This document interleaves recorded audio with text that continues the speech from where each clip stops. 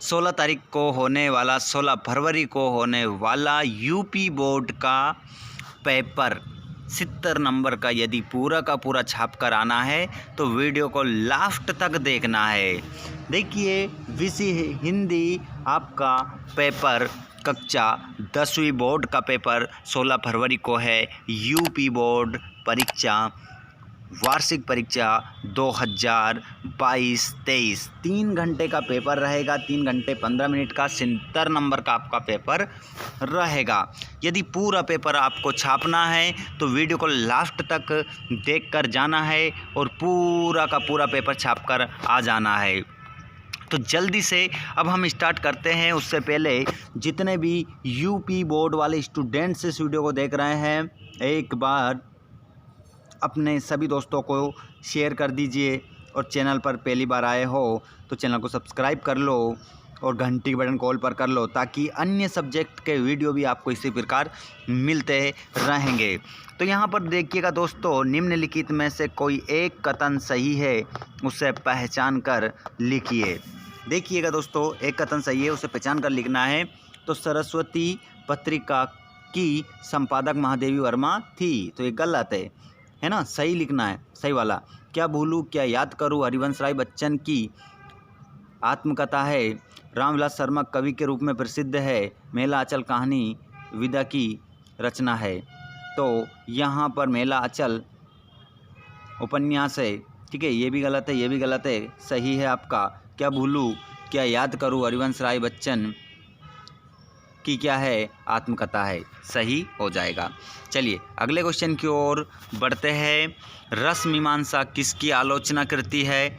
तो रस मीमांसा जो है, रस मीमांसा है रामचंद्र शुक्ल की, ठीक है। अगले क्वेश्चन की ओर बढ़ जाते हैं और निम्नलिखित में से किसी एक रचना की लेखक का नाम लिखिए। तो यहाँ पर देख सकते हैं निम्नलिखित में किसी एक रचना की लेखक का नाम लिखना है। किसी एक लेखक जो है उनका नाम लिखना है, इनमें से किसी एक रचना का। तो लहरों के राजहंस मोहन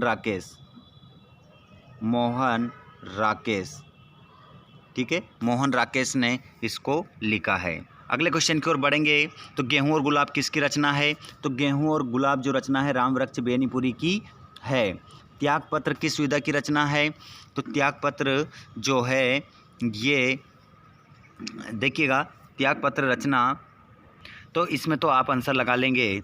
त्यागपत्र किसकी किस विधा की रचना है? उपन्यास, ठीक है। अगला क्वेश्चन हम देखेंगे। देखिए यहाँ पर क्वेश्चन क्रमांक पहला, रीति मुक्त धारा की किन्हीं दो कवियों के नाम लिखिएगा। तो घनानंद बोधा, क्या लिखेंगे? मैं लिख देता हूँ यहाँ पर घनानंद और एक लिख लो बोधा, ये दो कवि लिखना है ना, रीति मुक्त धारा के कवि हैं ये। अगला, छायावाद की दो प्रवृत्तियों का नाम लिखिए। तो देखिए, प्रकृति का मानवीकरण और स्त्रियों के प्रति नवीन भावना, ठीक है, ये दो जाएंगी। और उत्तरायण कृति किसकी है? तो राम कुमार वर्मा की है। गलत मत करके आइएगा, सही करके आना है। अगला क्वेश्चन देखेंगे। अगला क्वेश्चन आप देखेंगे, निम्नलिखित गद्यांशों में से किसी एक के नीचे दिए गए प्रश्नों के उत्तर दीजिए। यहाँ पर आपको गद्यांश दिए जा रहे हैं दो, ठीक है, इसमें से किसी एक का आप आंसर दे सकते हैं, ठीक है। देखिए यहाँ पर जैसा कि देख सकते हैं, हम नीचे वाला कर लेते हैं। तो यहाँ पर क्या कहा गया है कि उपर्युक्त गद्यांश का संदर्भ लिखिए। तो आपको संदर्भ में ये लिखना है कि ये कौन से पाठ से लिया गया है, ये पंक्तियाँ, ठीक है, और इसके लेखक कौन है।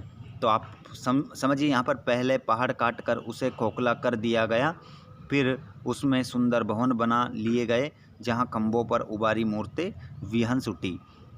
तो यहाँ पर आप देख सकते हैं, और रेखांकित की व्याख्या करना है, इसी की व्याख्या करना है संदर्भ लिखने के बाद। और पहाड़ को किस प्रकार जीवंत बनाया गया? तो देखिए यहाँ पर आप इसको पढ़ेंगे तो आपको साफ साफ नज़र आ जाएगा कि भीतर की दीवारें और छतें रगड़कर चिकनी कर ली गई और उसकी ज़मीन पर चित्रों की एक दुनिया ही बसा दी गई है। इस प्रकार क्या कर उठा है, वहाँ पर पहाड़ों को भी किस प्रकार जीवंत बनाया गया है, मतलब उसको काट काट कर खोखला कर दिया गया है, वहाँ पर सुंदर भवन बना दिए गए हैं, इस प्रकार वहाँ पर जीवंत बनाया गया है। ठीक है, इस प्रकार आप इसको लिख सकते हैं, कोई दिक्कत नहीं है। सेम टू सेम इसमें भी आपको यही करना है, 2 में से 1 के उत्तर आपको देना है। ठीक है, और क्वेश्चन क्रमांक ये परिचय लिखना है, जीवन परिचय लिखना है, किसी एक कवि का लिखना है, या तो आप मैथिली शरण गुप्त का, महादेवी वर्मा, सूरदास, किसी एक का आपको लिखना है ना। तो ये हमने डाल रखे हैं, चैनल पर आप जाकर देख सकते हैं प्लेलिस्ट में। यदि आपको नहीं मिले कमेंट करके मुझे बता दीजिएगा। ठीक है, आगे देखिएगा अगले क्वेश्चन को। अगला क्वेश्चन हम देखते हैं। अगला क्वेश्चन है, देख सकते हैं आप पर आप क्वेश्चन क्रमांक देखिएगा। क्वेश्चन नंबर अगला आप देखेंगे तो निम्नलिखित कवियों में से किसी एक कवि का जीवन परिचय देना है तथा उनकी किसी एक रचना का नाम लिखना है। तो आप महादेवी वर्मा की निहार निर्जा है, सूरदास की सुरसरावली है, मैथिली शरण गुप्त की साकेत है, पंचवटी है, जो भी आप लिख सकते हैं, कोई दिक्कत नहीं है ना। मैंने सारी की एक रचना बता दी है, लेकिन जीवन परिचय थोड़ा सा आपको देखना पड़ेगा, है ना, क्योंकि थोड़ा सा बड़ा रहता है वो, तो ज़्यादा नहीं लिखना है आपको, छोटा सा जीवन परिचय लिखना है। क्वेश्चन नंबर 6, इसमें आपको क्या करना है, संदर्भ प्रसंग हिंदी में अनुवाद करना है। मानव जीवन की संस्करणम संस्कृति अस्माकं पूर्वजा मानव जीवनम संस्कृतु महंतम प्रयत्नम अकुर्वन्, इसका हिंदी में अर्थ आपको लिखना है। आगे यदि हम बात करें क्वेश्चन नंबर 7वां, तो यहाँ पर एक श्लोक आपको लिखना है जो इस प्रश्न में ना आया हो, इस प्रश्न पत्र में ना आया हो, ऐसा श्लोक लिखना है आपको जो इस प्रश्न पत्र में नहीं आया हो। ठीक है, अगले क्वेश्चन को हम देख लेते हैं। निम्नलिखित में से किन्हीं 2 प्रश्नों के उत्तर संस्कृत में दीजिए। पिता कस्मात् उच्चतरः अस्ति। ठीक है, और ये आप क्वेश्चन देख सकते हैं। क्वेश्चन नंबर 8वां, करुण अथवा हास्य रस का स्थायी भाव और परिभाषा बताइए। तो करुण का देखिए शोक होता है, हास्य का हास होता है, ये तो स्थायी भाव हो गए, लेकिन इसकी परिभाषाएं लिख सकते हैं परिभाषा में कि सहृदय के हृदय में शोक नामक स्थायी भाव का जब विभाव, अनुभव व संचारी भाव से संयोग होता है तो करुण रस की उत्पत्ति होती है। वीडियो को आप पीछे करके वापस इस परिभाषा को डबल से सुन सकते हैं। किसी एक की लिखना है, या तो करुण की लिखे या हास्य की लिखे, तो मैंने करुण की बता दी है। उपमा अथवा रूपक अलंकार की परिभाषा देते हुए उदाहरण बताइए।